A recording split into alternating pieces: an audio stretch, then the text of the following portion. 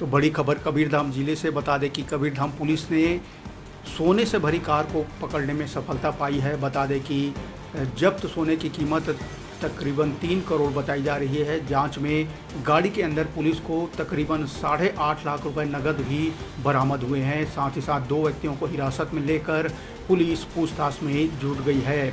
तो बड़ी खबर कबीरधाम जिले से, जहां पुलिस को सफलता हाथ मिली है। बता दें कि सोने से भरी कार को पकड़ने में पुलिस ने सफलता हासिल की है। सोने की कीमत 3 करोड़ रुपए बताई जा रही है। साथ ही साथ पुलिस को कार के अंदर 8.5 लाख रुपए नकदी भी मिले हैं। साथ ही 2 व्यक्तियों को पुलिस ने हिरासत में भी लिया है।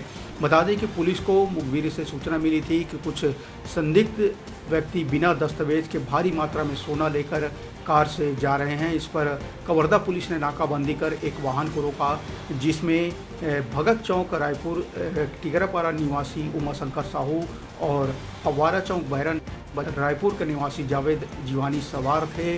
जब पुलिस ने इनसे सोने और नकदी के संबंध में दस्तावेज मांगे तो दोनों व्यक्तियों द्वारा कोई वैध दस्तावेज या बिल प्रस्तुत नहीं किया गया, जिससे पुलिस को संदेह हुआ और पुलिस ने दोनों को फिलहाल हिरासत में लेकर पूछताछ में जुट गई है। तो बड़ी खबर कबीरधाम इलाके से, जहां पुलिस ने 3 करोड़ रुपए के सोने से भरे कार को जब्त किया है। बता दें इसके साथ ही 2 संदिग्ध को भी पुलिस हिरासत में लेकर पूछताछ कर रही है।